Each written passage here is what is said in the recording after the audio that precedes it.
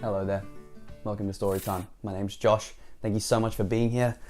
I hope you're excited and ready for another fun story, because we're going to be reading Mr. Small by Roger Hargreaves. I don't know, sometimes I just break out into song because I feel like it. Do you do that too? Yeah? Awesome. Alrighty, get comfortable because we're about to delve into story time. That's right. Mr. Small by Roger Hargreaves. Mr. Small was very small. Probably the smallest person you've ever seen in your whole life. Or perhaps the smallest person you've never seen in your whole life, because he was so small you probably wouldn't see him anyway. Mr. Small was about as big as a pin, which isn't very big at all. So perhaps we should say that Mr. Small was as small as a pin. That's him now. He's probably only as big as he is on this page. That'd be to scale, that's called. Mr. Small lived in a small house underneath a daisy at the bottom of Mr. Robinson's garden. It was a very nice house, although very tiny, and it suited Mr. Small very well indeed. He liked living there. Look at that giant flower. Well, it's just a normal sized flower, but it looks ginormous compared to the house next to it. Oh. Let's see what Mr. Small's up to. Now, this story is all about the time Mr. Small decided to get a job. Awesome, man. The trouble was, what sort of job could Mr. Small do? After all, there aren't that many small jobs. Mr. Small had thought about it for a long time, but hadn't any ideas. Not one. He was thinking about it now while he was having lunch. He was having half a pea, 1 crumb, and a drop of lemonade. Does that give you an idea of how small he is? He's having a drop of lemonade, half a pea, and 1 crumb. Must be microscopic. This little guy is tiny. Mr. Small thought and thought while he was eating his big lunch, but it was no use. Thinking just made him thirsty, so he had another drop of lemonade. I know, he thought to himself. After lunch, I'll go and see Mr. Robinson and ask his advice. So after lunch, he left his house and walked to Mr. Robinson's house at the top of the garden. It was quite a long walk for somebody as small as Mr. Small, and halfway there he stopped for a rest. He sat on a pebble, feeling quite out of breath. That rhymed. So that's him sitting there on a pebble, and it's way bigger than him. Good old Mr. Small. A worm crawled by and stopped. "Good afternoon, Mr. Small," said the worm. "Good afternoon, Walter," said Mr. Small to the worm, whom he knew quite well. "Out for a walk, are you?" asked Walter. "Going to see Mr. Robinson," replied Mr. Small. "Oh," said Walter. "About a job," added Mr. Small. "Oh," said Walter the worm again and crawled off. Walter was a worm of very few words.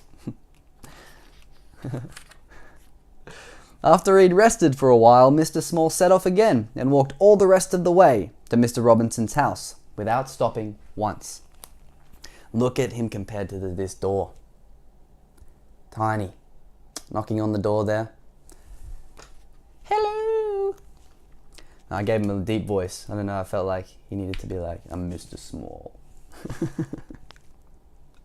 When he got there, he climbed up the steps to Mr. Robinson's door. He knocked at the door. Nobody heard him.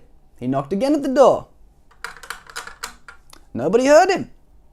The trouble was, you see, that if you're as small as Mr. Small, you don't have a very loud knock. So maybe it won't even be as loud as I did. Maybe just be like,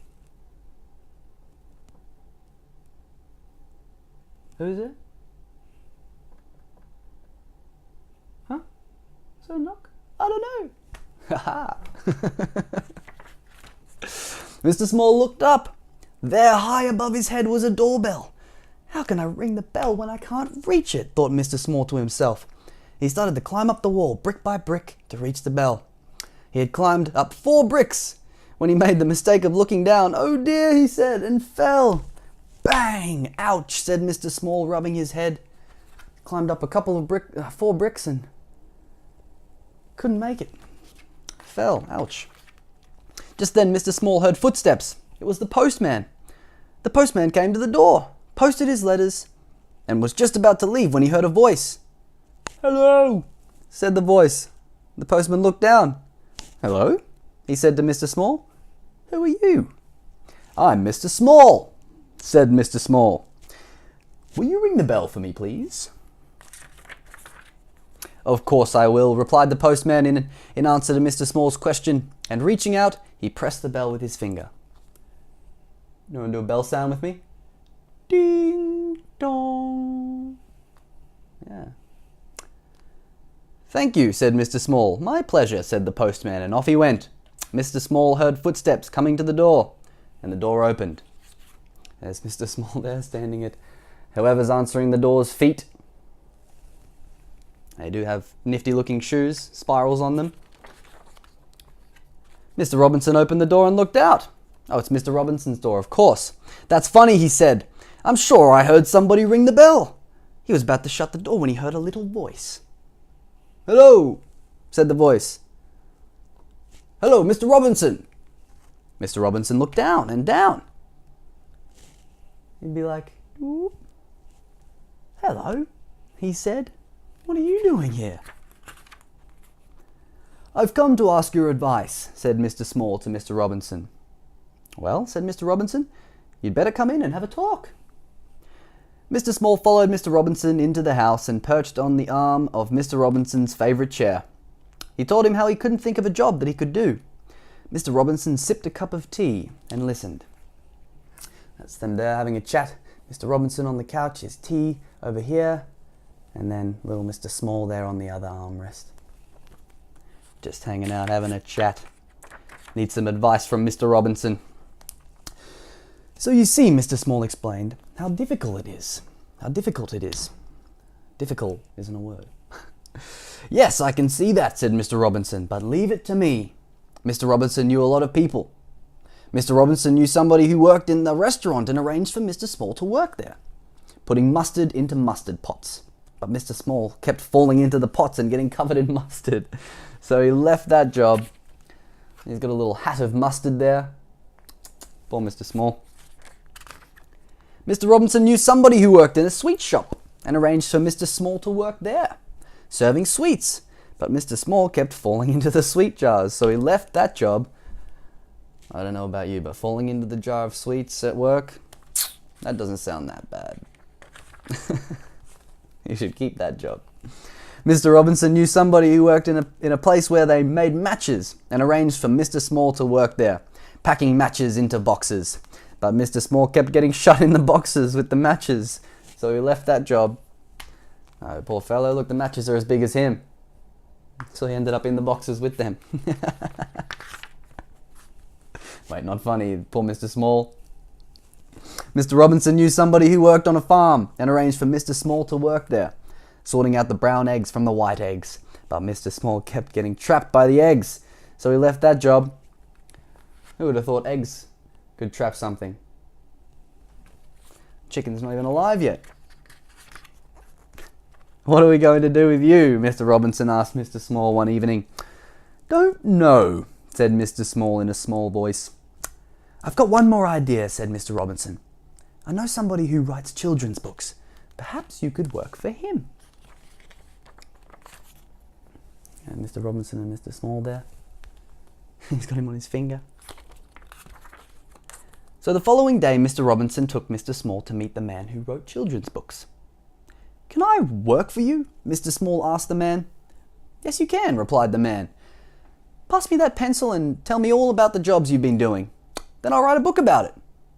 I'll call it Mr. Small," he added.